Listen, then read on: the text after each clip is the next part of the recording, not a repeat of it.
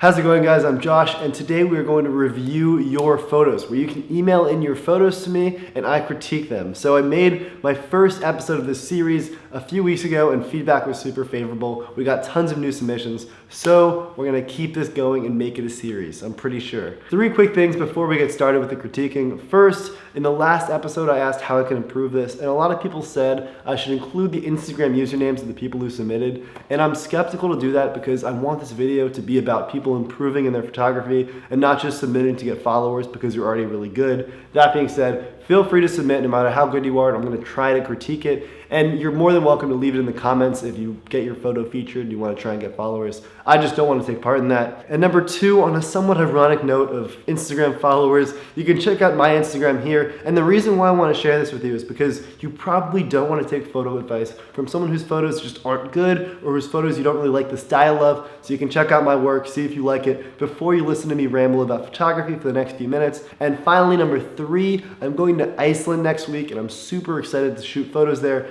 And I wanted to show you guys this piece of equipment I got. It's a lens filter, and this isn't any sponsored thing. This is just a cool little toy I wanted to show you. It's a graduated neutral density filter, and as you can see, half of it is really dark and half of it's really light, which is good for shooting landscapes, because if you've ever shot a sunset where either the sunset is overexposed or the foreground is underexposed, this solves that problem. And if you're interested in this filter, I'll put a link to check it out over here. I did a lot of research, and I think this one by Firecrest is going to be really good. I guess you'll see the photos to prove it very soon. Anyway, now to review your photos. This first shot is incredible. It's by Brandon Wong, and it's in Southern California of his friend dangling off a bridge. And I think he also climbed this bridge to get the shot. And the reason why I want to share this photo is because a lot of my tutorials are all about technical aspects, long exposures, neutral density filters, panoramas, and I'm always talking about how you can improve the craftsmanship of your photo, but sometimes it is just a matter of being in the right place at the right time and just shooting. Simple photo. And this is sort of that. There's nothing crazy complex going on, but he captured an amazing moment, and I gotta hand it to him. The only thing I would recommend is, first,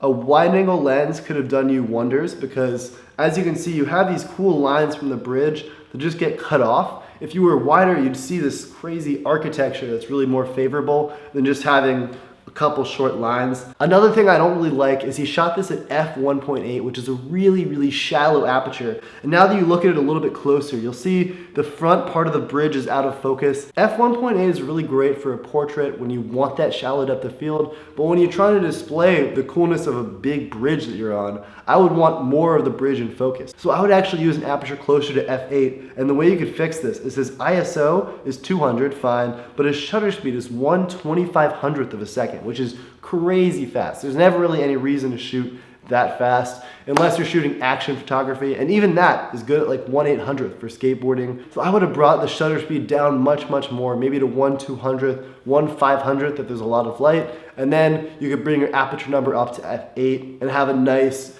everything in focus photo. These next 2 photos are from Benny Little, and I have a very important tip on architecture photography that this reminded me of. So when you shoot tall things, whether it be a building, a door, anything, from the floor, it tends to look like the buildings are leaning back like this, and you can see this in this photo, and that's called the keystone effect. So to fix this, you'd actually have to go into Lightroom or Photoshop, but in Lightroom what you do is you'd open up the lens correction tool, go to manual, and then with the vertical slider, you can actually make the photo sort of wobble back and forth like this. You can just fix it, and this is what it'll look like once you fix the shot. Benny's next photo is just remarkable location-wise. It's shot on a German mountain, and it's an amazing photo. My only critique is the same thing for Brandon's photo. He shot this at f3.5, which is really shallow aperture, and for these landscapes, I do recommend a much larger aperture number, so you can have the background and the foreground be much more in focus. But still, it's a really nice photo, and I appreciate the dedication, making your friend walk all the way there without you,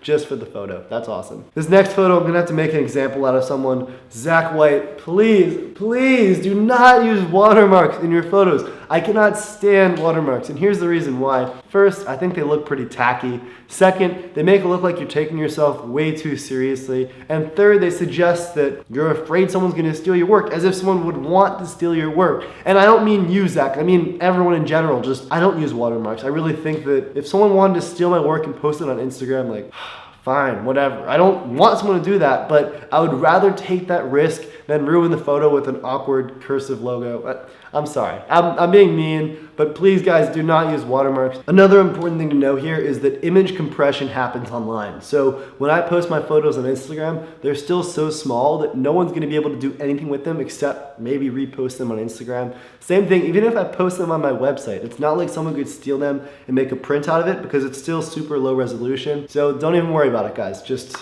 post your photos without watermarks and be brave. On a more positive note, this next photo is from Matthew Francisco, and he did a really nice job with his editing. And you look between the photo edited and unedited, and the clear difference is that he was playing with shadows and highlights, and I think he raised both of them up a little bit. And he also bumped up the clarity. So if you look at the man's skin, it has a lot more definition and really pops, which is awesome. Another really well done thing here is that it looks like, if you look at his hat, he's backlit by what I think is probably a car light. And car lights at night are a really nice way to get some good backlighting on people.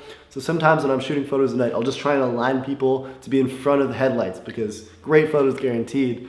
So well done, Matthew. This next photo is from Cameron Jacobs, and it was shot in Naples, Italy. And I want to share with you guys a really important editing trick that you can sometimes pull. So if you look at this shot, you see that lamppost, and you're like, what is that doing here? It's not helping the photo. It's awkwardly cropped midway through.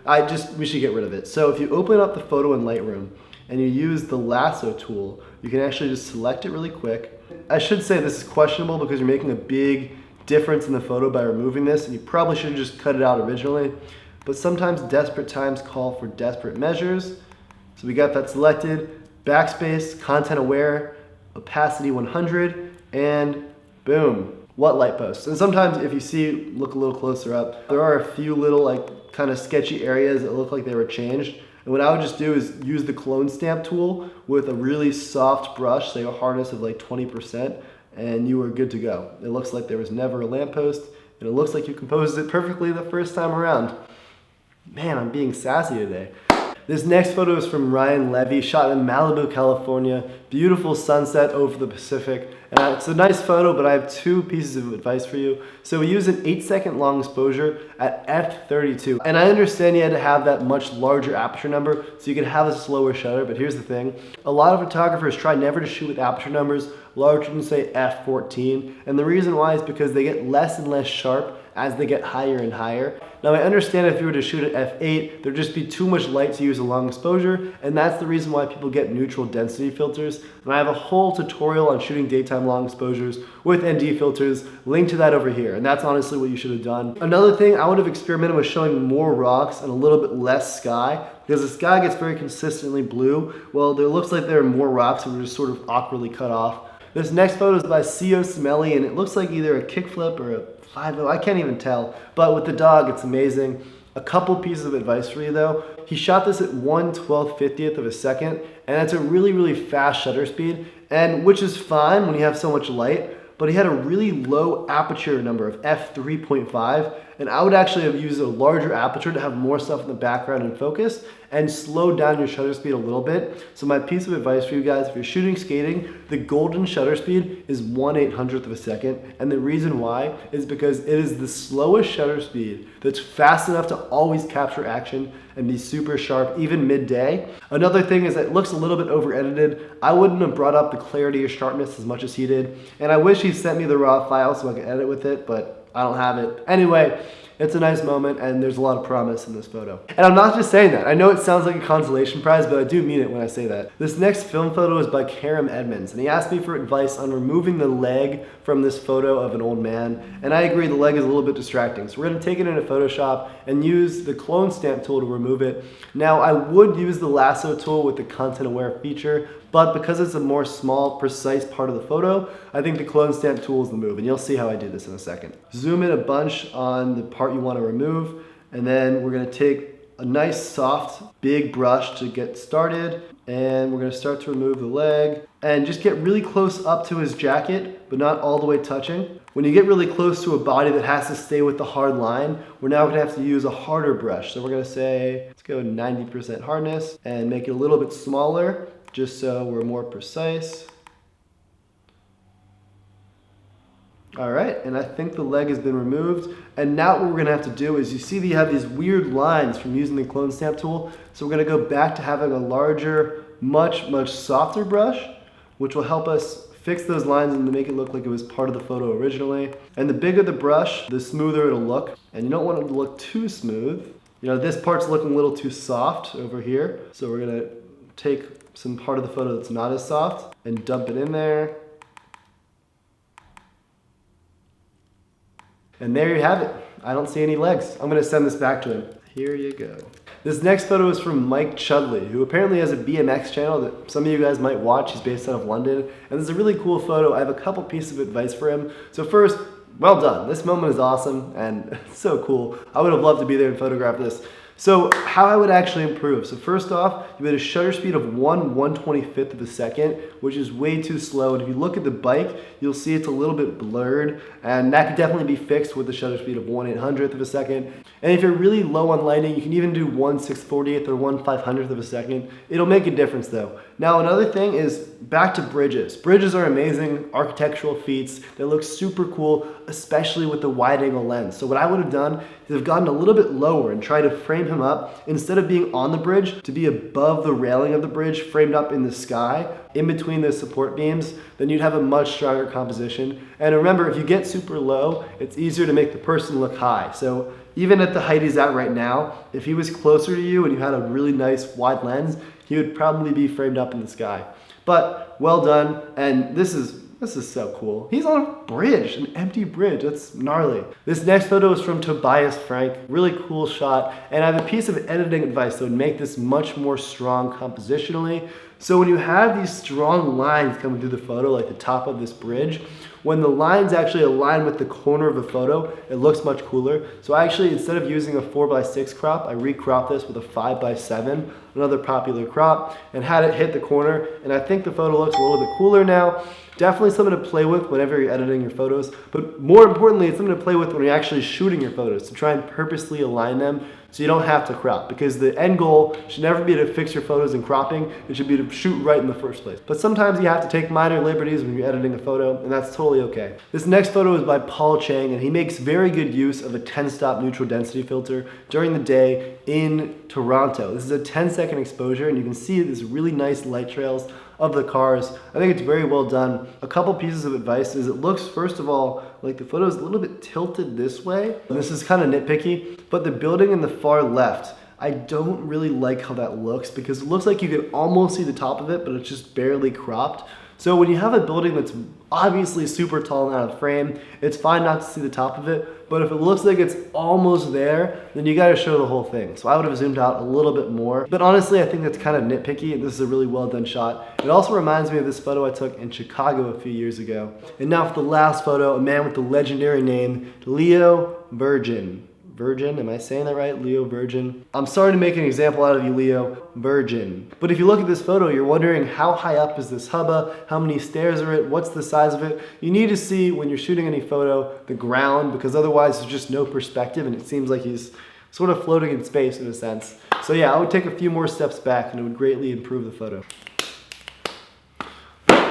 All right, I think we've done enough photos for today. If you'd like to have a chance of having your photos reviewed in my next photo review video, feel free to send in 1 or 2 of your best shots to joshkatzphotos@gmail.com, including all of this stuff in the email. A couple final things: if you like this video and you want to see more, be sure to give it a thumbs up and subscribe. If you have any suggestions on how I can improve this series, any photo tutorials you want to see me make, leave a comment down below letting me know, and just leave a comment down below for the hell of it, because I enjoy reading comments. Another thing, if you want to see more of my photos, photo tutorials, camera equipment that I use in all of my setup reviewed, and prints for sale of my best shots, you can check out all of that on my photo website. Link to that right over here. And also feel free to follow my Instagram. I also have tons of other social media. Links to all of that down below. I hope you guys enjoyed this video. Thank you so much for watching, and I'll see you eventually.